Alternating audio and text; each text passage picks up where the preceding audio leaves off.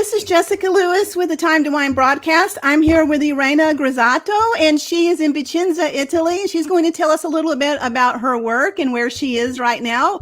I'm in Eugene, Oregon. She's on the other side of the world. Tell us where you are. Ciao, Jessica. I'm in Vicenza, so it's in the Veneto region in Italy, just across the pond from the US. And we're really enjoying the summer just blossoming in, so it's perfect time to be around right now.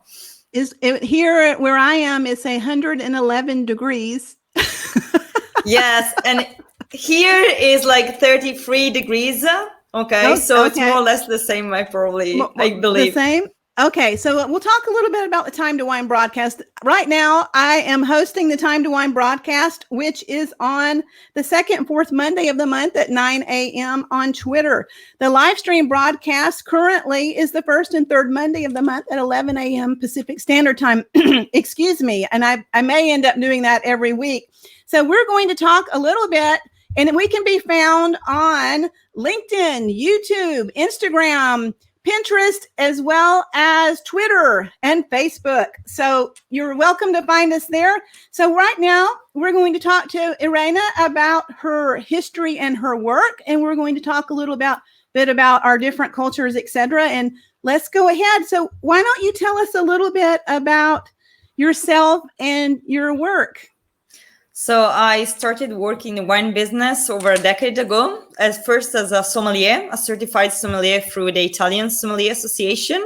And then I enjoyed so much that I wanted to start sharing it with friends. So I started writing articles, and then the business grew bigger, and I started writing for paper and online and Italian and foreign publications. And then, I started getting more and more into the business. So I became a university lecturer about, wine. I am an educator, so I run like events and evenings about wine. And I finally landed in what is right now my main business, which is PR. I work as a PR person for a Studio Crew, which is a boutique wine PR based in Vicenza in Italy. Oh, that sounds wonderful. So tell us a little bit about your position as the PR manager at Studio Crew and what you do. So when I landed at Studio Crew was 2016, and we wanted really to develop the foreign coverage of our clients. So we decided to put up a dedicated international office, which has grew over time. And right now we are in charge of 45 clients. Okay, some of the main wineries that are in Italy as far as artisanal approach and high quality of the wines. And we are able to support their communication, providing strategic help as far as the US, UK, and all Central Europe. So these are our three main markets right now. And we are getting some good job done. Team is great. Great results. And so we are very, very happy about what's going on.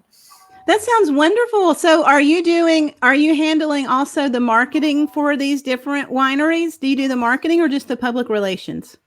No, we do also marketing, especially when it comes to, online marketing. So all the social marketing as well with dedicated campaigns. And both when it comes to events as well as increasing the perception of these brands on the market and on the online media. Okay. Oh, that sounds like a wonderful job. I would love it. So talk to me about your clients. What kind of clients do you have? Well, let's start from northern Italy, and then we can move just south, like we were on a proper journey through the peninsula. And so we have Grosvenor, which was the person, Joshko Grosvenor was the person that cast light again on orange wines, which were originally produced from Georgia and which were almost disappeared over time. So this is great because it talks about something which is quite new and at the same time being very old. We have Cantina Tramino, which is reshaping the viticulture in Alto Adige as far as the perception of white wines. So how long can they age? And, Italy is always considered a country for great reds, but, whites has stayed a little bit behind. And Cantina Tramino as well as Alto Adige is really paving the way for a new image of Italian whites. Then we work with Oltrepò Pavese, where we have Castello di Cigognola, which is writing a new page as far as sparkling from Pinot Noir from the region. We have Mosnell in Franciacorta, so a lot of bubbles and very exciting, especially if you wanted to party. Then we have Settecelli in Bolgheri, which is a very family-run business, which is becoming one of the jewels, the small jewels in Bolgheri that people are starting looking for. And then we have Asolo Prosecco. So like these the smallest of the two DOCG appellation, which is becoming more and more perceived as a terroir-driven Prosecco. So for those people who are looking for a drier Prosecco and maybe cold fondo, so we have pet nut Prosecco. And then we have also rosé. So if you want to change like color and stay, still partying around, we have Chiaretto Rosé on the Lake Garda, which is the Italian main leader when it comes to rosé wines.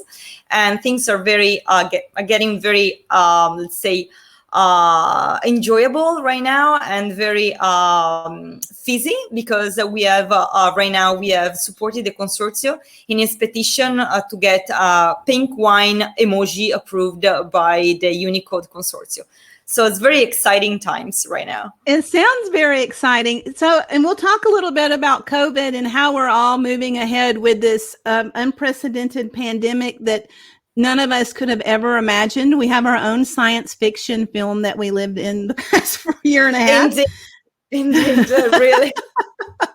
So, well, let me just ask you really quick. So I know the United States and so Italy. So let's talk really quickly, and then we'll talk about how you had to change business. But in Italy, what was the feeling when the pandemic started, and what did you think, and what happened? Well, we were sort of living in a nightmare. Nobody really believed that we would have got it. Okay, so like people were talking about it, but I was actually, when the pandemic was starting to get serious in Italy, I was actually leaving for the US for an event we were doing in New York City. So I just took a plane, okay, and I managed to be back on the day they closed the borders with the US. So really, like, people were sort of puzzled and they couldn't really believe it.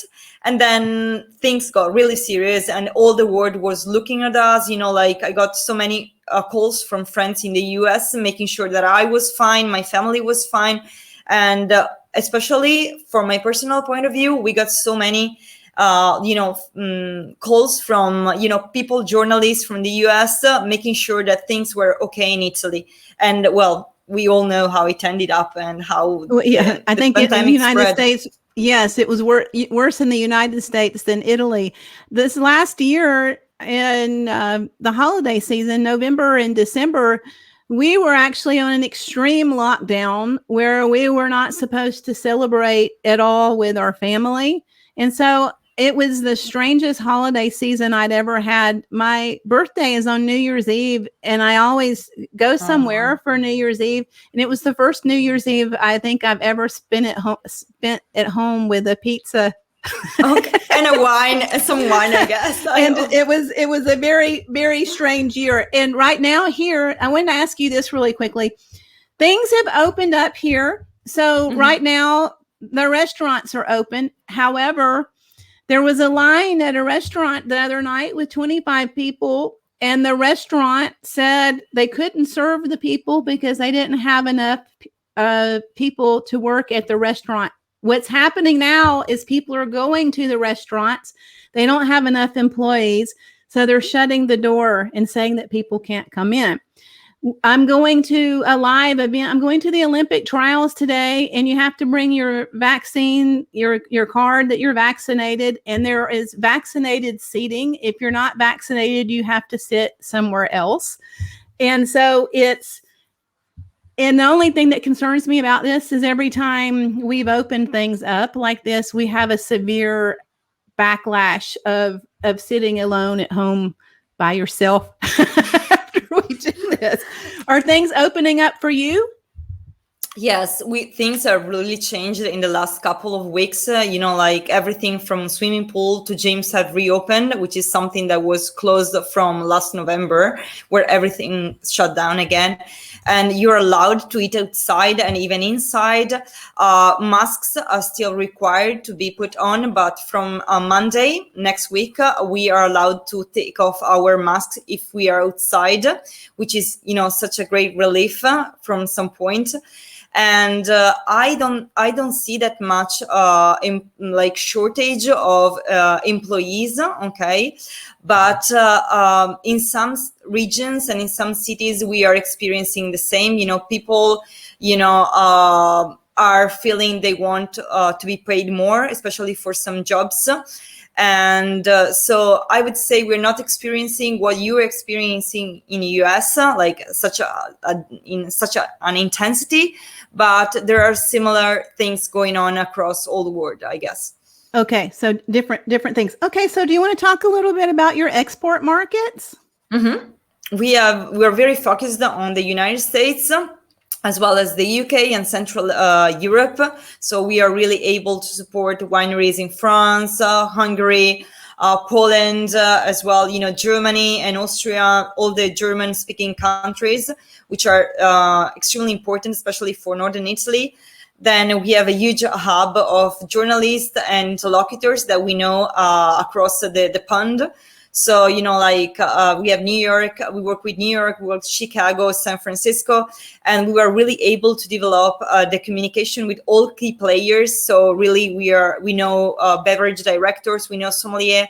And I guess this is something cutting edge, because right now, doing PR and communication involves not only speaking with traditional medias, being the either online or paper or offline magazines, but it's also all those people who are really influencing the perception of the brand throughout all the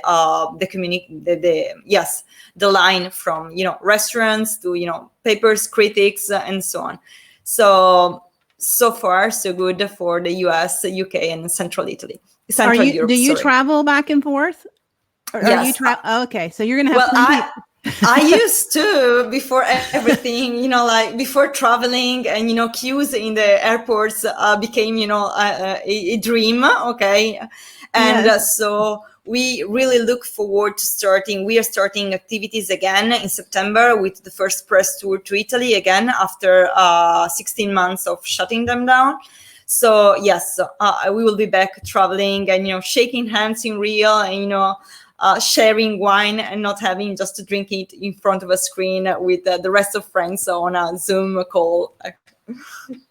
Okay, and I think you'll have plenty of culture shock stories when we get to that area. Okay, so how do you think you have had? Well, we've talked a little bit about it, but let's go a little bit deeper into how have you had to change your business or pivot your business during COVID? Well, first of all the fairs were canceled. So when I was mentioning to you that I was in the United States when Italy basically closed the borders, we were actually scheduling to attend Provine, which is the biggest fair in Europe when it comes to wine. We have there are two that are important for Italian wine. One is Vinitaly, and the second one is Provine. And we were heading there, and then we have to completely reschedule everything. So we decided that we would have gone online. So we just emailed journalists saying, we don't want to cancel our appointments. We are going to send you the wine, and we are going to explain the wine you through webcam. And we started doing it really on March 10th. So we were really able to keep the pace up, even when things seems to go crazy.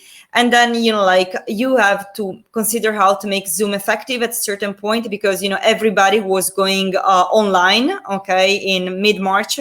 So you had to make sure that your webinar was friendly. First of all, people had to really feel welcome, relaxed, casual mood.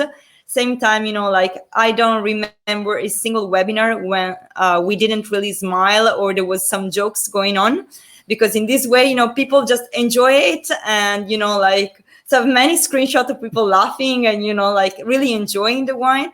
And this also allows for a better communication when it comes to question and answers or digging farther into the winery.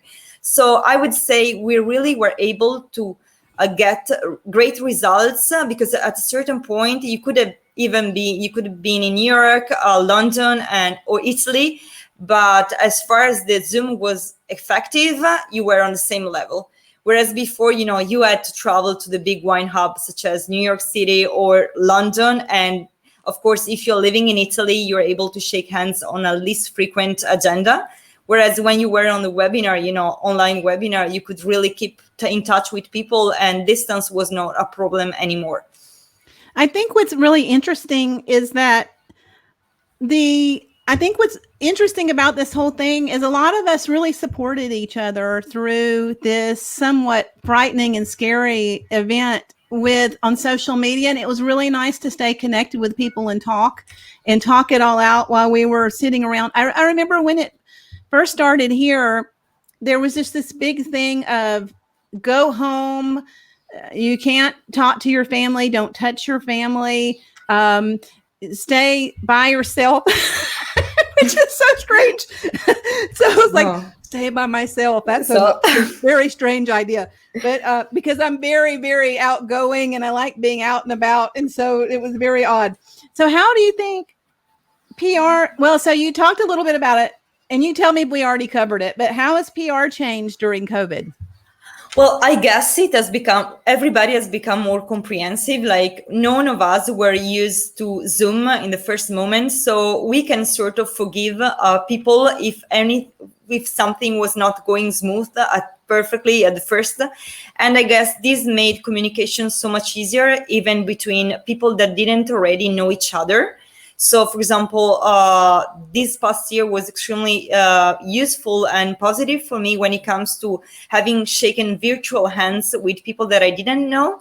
And because, people were interested in what's going on, they were more open in meeting new people, okay, and, creating a positive environment. So I guess, you see the background of my living room right now. We all have become more familiar in somehow, with the cat just walking behind. Yes. So, and I guess this changed things in a way, makes people more, let's say, sensible, okay, towards each other and sensitive.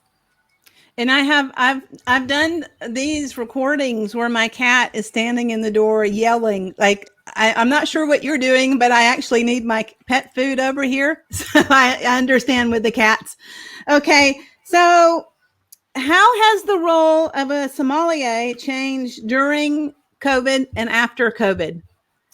Well, I guess this is one of the roles that has changed the most, that the pandemic has changed the most because, before the pandemic, sommelier were expected really to have as more pains as possible. So, like Court of Master Sommelier, Master Wine, Certified Society of Sommelier, and right now, I guess what is asked from them is to really be bookkeepers to make sure there is a great margin made between what comes in and what comes out, which is something that before was a little bit, I wouldn't say underestimated, but it was not as important at first. Okay, and we are seeing right now how the situation is changing.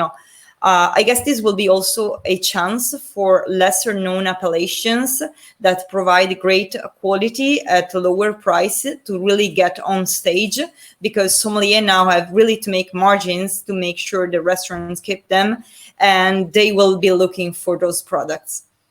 Okay. And so, and then I think Matea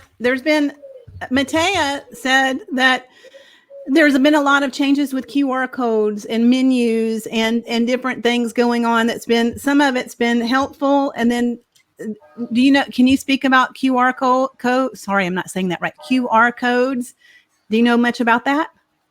Yes, in Italy we have done the same. So right now I was out with some friends for a pizza last night, and you just scan that and you get the whole list. Okay, so you don't have to touch anymore. It's even more probably sustainable when it comes to saving papers and being able also to change very fast the wine list without having to print again all the material, for example, and especially right now where I guess margins needs to be very, higher than before, and you want even to work with smaller probably quantities, and you are able to change them more often. Having to reprint every time the wine list is going to be a really bothering. While if you have just to update the QR code, is so easy and so smart, and I don't think we'll get back. Some things are going to stay, like some of the webinars are going to stay. They're time saving, they're sustainable. You don't have to use, your footprint, your carbon footprint is lower, when you do a webinar than on the plane, when taking the plane. So some things are going to stay even after the pandemic has ended. Some are going to be, lift up, and we're going to forget about them, luckily. Do you think there was a silver lining to this? Yes, people have become more flexible. Okay, for sure.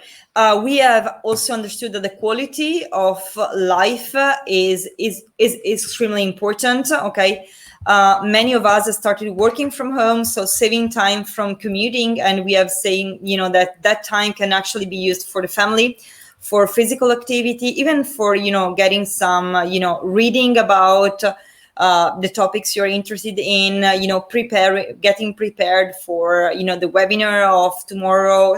So it's time that we can save, and it's good for the planet, it's good for us, and it's good also for the quality of the job we are doing in the last issue. So this is the real silver lining, I would say. And I think here in the United States, a lot of people were focused on commercialism, and they were focused on purchasing and shopping. And I saw for the first time people at home with their families doing things, even if the entire family was cleaning the garage or cleaning the house or remodeling. So there was a lot of remodeling going on, and a lot of people at home, dads at home doing children's activities and things that we haven't seen for many, many years. I would say for me too, I had to cook every day, and because none of the restaurants were open. And one of the things I found is that quite often the food we cook at home tastes so much better than the food at a restaurant. Well, in the United States, there might be a lot of salt and fat in the food. So I found that cooking was, first, I lost a lot of weight. I exercised a lot and lost weight. And then secondly, the food was substantially better than some of the food I'd eaten out that was $45, et cetera. It was kind of, and then learning cooking every day was quite a culture shock for me. Did you know to cook bread? Because in Italy, everybody went crazy for bread. So everybody starting, baking bread on their own. And I guess people became more careful about ingredients, which kind of ingredients they were eating, where they're safe, like also raw materials, which kind of raw ingredients they were using. And as you said, like families were together for longer times. So also, discussion were longer. I've seen many friends that are starting playing cards again with parents or with their children, Yes. So there were some really nice, I think it was a little bit of a spiritual refocusing again. So would you like to talk a little, both of us are big international travelers. So would you like to talk a little bit about some of your culture shock experiences?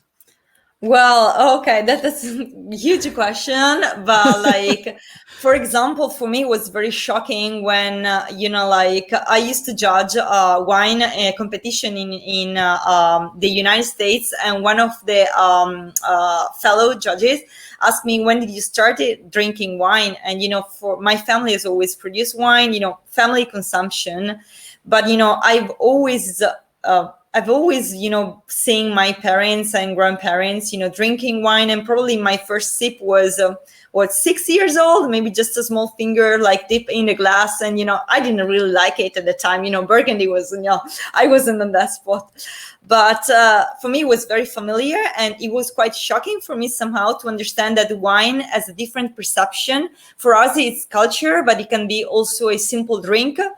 put at the same level as vodka and other, more even more industrial, Coca-Cola. And that was a little bit like tricky. And then, like also how you pair wine with what you pair it. And when you drink it, for example, in Italy, almost nobody really opens the bottle while cooking. They will sort of, get the dinner ready and then they open the wine. So you're also saying that it's very common actually to, enjoy some glasses while cooking and with friends and chatting and then serving the dinner. That is great as well. So it was culture shock in both sides, and it's very, very interesting and very stimulating, I would say. And I would say too that we had, well, one, the culture of wine where I grew up, there was no culture of wine. So wine wasn't in my culture. In fact, I lived so did you, but I grew up in a very religious culture. And so drinking was a bit of a taboo. So there was no wine on the table in the I grew up in Alabama. And so wine wasn't available or talked about or on the table. So the culture of wine in Europe is in itself incredibly fascinating and very captivating to me, because this wasn't part of my culture. I would say two others. Today, it's very, very hot, and I have on shorts. So when I was in Italy, I have an Italian friend that's a professor that invited me to his house. And he said, so you can't wear shorts. Oh, really? Yeah. He said, women in your kind of profession, he was telling me you need to wear a skirt, or he was telling me what I needed to wear. I needed to wear a skirt, or I needed to wear long pants, but I shouldn't wear shorts. And then I think another one was, we go into the gym with our tennis shoes. So we wear our tennis shoes and we go into the gym. And then I actually like what Italians do, but Italians traditionally do not wear tennis shoes out in public, or they used to not. And so I don't, but we do in the United States. Tennis shoes are a regularly worn shoe. And so you couldn't wear your tennis shoes into the gym. You had to take your tennis shoes in a bag and put your tennis shoes on to go to the gym, which was really, I actually like that idea. Okay. So what are some of your tips for successful women? We've all been through a scary period of our lives, and all have been affected monetarily by this situation. So what would you say it was a nice thing for us all to go through, actually, but what would you say some of your top tips for successful women would be?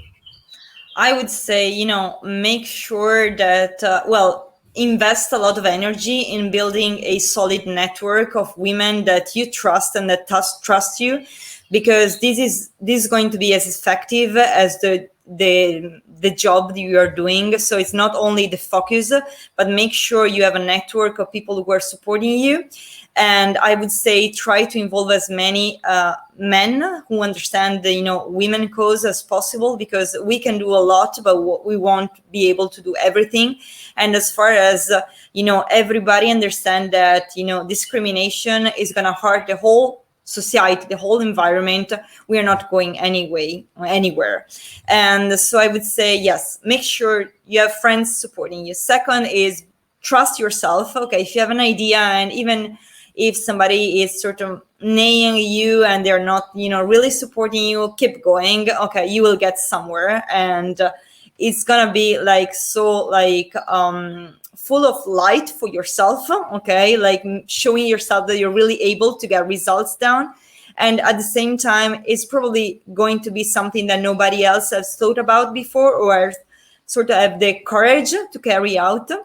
So I would say that. And even if you have, we as a women tend to be, very hard when we have a bad comment, because we are already fighting, and an environment, especially in the wine business, I cannot say that it's a female friendly business, but I've seen more and more diversity is bringing huger comprehension and huger respect. Okay, what I am seeing. And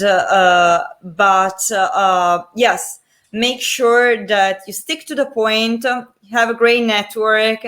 And even if like even if something doesn't go as you want, it's not as perfect, you will keep going, and the big results will pave. You have to win the war, not really the battle. We can have something that draws us back, but as far as we don't lose our direction, we are getting there. I think one of my tips would be, I have had many situations where someone said you can't do this, or and I've persevered. And so I was at a university, and I was told originally I couldn't get 15 students to go to Europe. So I got 15, and then it went to 66, and then it went to 122. So I would say perseverance is one thing. Pushing through the negativity and saying, yes, if someone tells me I can't do it, quite often it's I can really do it. So, and then I think quite a few of my aspirations in profession have somewhat been male dominated professions, and I tend to do really well and just sort of push forward. But perseverance. So I agree. I'm with you there. Okay, so Jessica, yes. was that the project to Siena, the one that you managed Yes. to? Yeah. Yes. And in the end, I guess the students were so amazed that somebody really trusted their ideas and managed to get all of them to one of the most beautiful Italian towns that we have. So yes, perseverance is definitely going to win us something. And I think sometimes in the United States, there are broken systems, and sometimes it's important to stand up in a broken system and say, I care about you enough to do this for you. And so I think they needed someone to stand up and say that traditionally perhaps may not be in that profession, and take them. And I taught them a lot about how to operate in different cultures, and how to behave, and what type of drinking we do in different cultures and things. So it was a really interesting experience for me and them. And I'll send you some of the photos too, or I'll post some of the photos on my platforms, because I have hundreds of photos. So that would be great. Yes, I'd like to post those. So how do you use social media to market your business? How do you get followers? What's working for you in Italy? What would you say isn't working for you? I would say for our business, the wine business, LinkedIn is really key. Okay, when it comes to shaking hands virtually, and also, people can see what you have been doing as far as projects. They see, if you're faking it or if you're making it. And I've seen, people. LinkedIn is a very interesting network when it comes to having a continuous stimulus on the work that you're doing, and what's happening around. Of course, there are social like Twitter, which is still very reliable when it comes to high-end conversations, but I've seen it has declined a little bit in the past years as far as wine conversation. And of course, you have TikTok, which is becoming extremely interesting if you're aiming at especially a certain age consumer, of course. And Instagram, that still works, is great when it comes to visual. But I would say when you have to speak and you want like shaking hands and start a conversation at a business level, LinkedIn for us and for me has proven to be the best as far as auction, people that are in charge of auctions, wine auctions, for example. I shook hands with journalists, contributors, sommelier, beverage directors, and they were looking for something to do while their restaurants were closed. And I invited them to our webinars, and that wouldn't have been possible with other social media. So yes, LinkedIn for me. I like LinkedIn too. I'm a big fan of Twitter. I also like Instagram. It's quite fun. So the last thing I wanted to ask you, so if any of our followers here want to find you, so one, I have this posted so we can find you. Here's some of your platforms here, but how else could we find you? So we've got Instagram, Twitter. Are those the best places to locate you, or do you have other areas? No, those are great. So I would say at Studio Crew, which is the PR agency I work for and I represent for what we are doing on Instagram, the clients, events, and wineries and wines that we are supporting. And then LinkedIn, as mentioned before, Twitter, and Instagram as well. So or just just throw a stone and I will answer back. Okay, so in closing, I'll talk a little bit about the Time to Wine program really quickly. So Time to Wine, I have two different interviews. Two interviews are located on Twitter, and they're twice a month on Mondays at 9 a.m. Pacific Standard Time. And then I'm doing the live stream broadcast on the first and third Monday of the month at 11 a.m. Pacific Standard Time. Currently, I have a queue of people that would like to participate. So I may be expanding to doing this every Friday, as well as going live and doing live broadcast on Instagram. There's only one of me right now, but I'd love to do it. So thank you so much, Irena, and kisses, ciao to you in Italy. Ciao, Jessica, and hope to have you here with us in Italy soon. I would love to be in Italy. Thank you.